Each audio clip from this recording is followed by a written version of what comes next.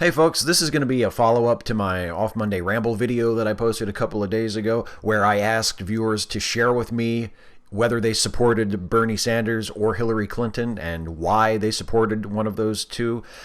As promised, I'm going to share with you who I wound up voting for. My primary election was yesterday. I did vote my very first primary election because, as I mentioned in the Off Monday Ramble video, I just registered as a Democrat this past December. So I cast my first official presidential ballot as a registered Democrat, and I did end up voting for Senator Bernie Sanders. And that was my plan all along, and I only recently sort of ran into some doubt about whether or not I would vote for Senator Sanders. Some of you who watch my stuff regularly, especially if you watch my You Had to Ask videos, you may have heard me mention a couple of times that my intention and my expectation throughout this entire process has been vote for Sanders in the primary, vote for Clinton in the general election, because I never really thought that Sanders would win the nomination, and he's not going to. I mean, he's not been mathematically eliminated. He has a very slim chance of making up the deficit in delegates and overtaking Clinton and winning the nomination, but that is not realistic. It is highly improbable that that's going to happen. So Hillary Clinton is going to be the Democratic nominee, and I am going to vote for her in November. And it will not be a nose-holder vote either. As I said in my Off Monday Ramble video, I have no huge problems with Hillary Clinton.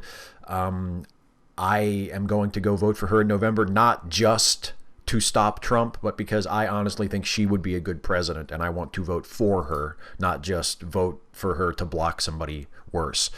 But the reasons why I was having doubts about Sanders in the last few weeks, despite intending for a very long time to vote for him, really boiled down to a couple of things. First, the practicality or perhaps impracticality of much of his agenda. While Senator Sanders' platform does more closely represent my values and my priorities and changes I would like to see in the United States, and that is ultimately why I did vote for him, I'm not at all satisfied with the roadmap that he has drawn for how he will accomplish these things if he is elected president. Sanders proposes some really fantastic things, to my mind. Universal health care, single-payer health care, where health care is treated as a human right, not as a commodity to be bought and sold. I think that is a long overdue reform. I could not be more in support of that if I tried. I think that would be fantastic. He also proposes raising the minimum wage to $15 an hour. Now, Hillary proposes raising the minimum wage as well, but she hasn't committed to that $15 an hour number. Bernie has. And there are free college tuition for everybody. Sanders wants to basically make college education just as accessible and just as affordable to people as K through 12 public school education is now. And again, I think that is a terrific idea. I love that idea. But I remember, because it was only about 6 or 7 years ago, how incredibly difficult it was for President Obama and his allies in Congress to pass the Affordable Care Act, which, all things considered, was a relatively moderate reform in our existing healthcare system. And that almost didn't make it.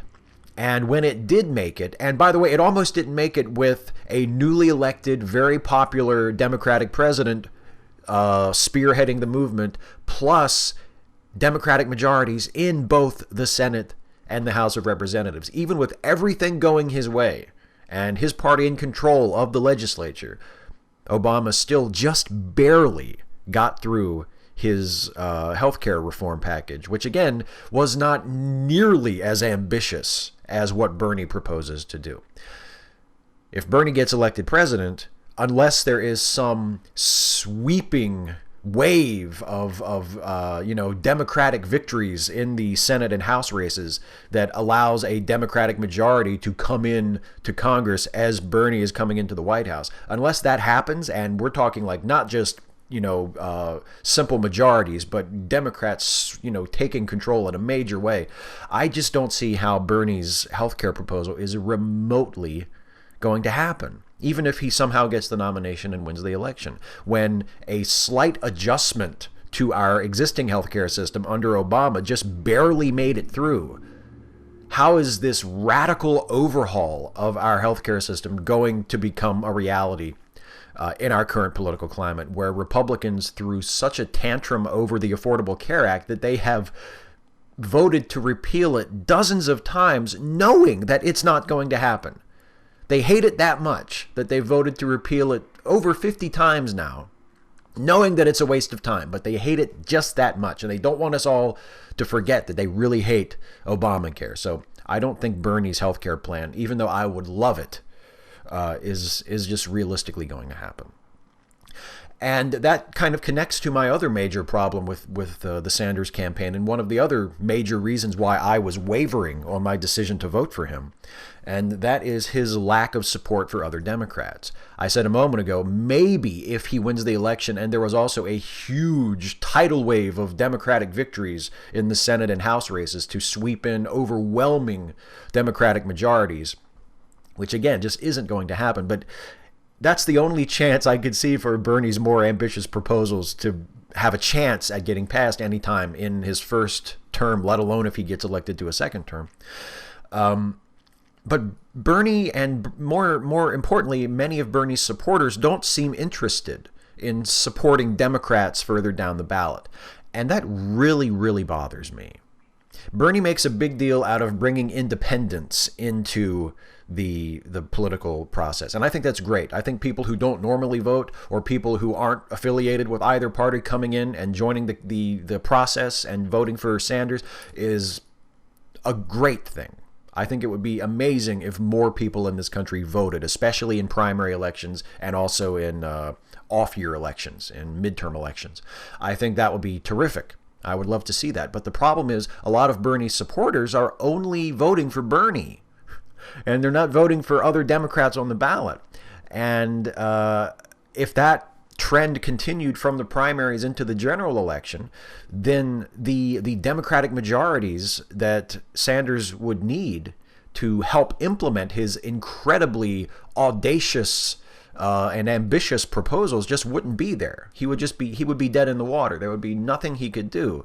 He could do things. He would be forced to compromise, and willingness to compromise is one of the major knocks that really, really hardcore Bernie supporters have against Hillary Clinton. That, well, she doesn't have principles. She's too willing to compromise. She's too much of a she's too much of a centrist.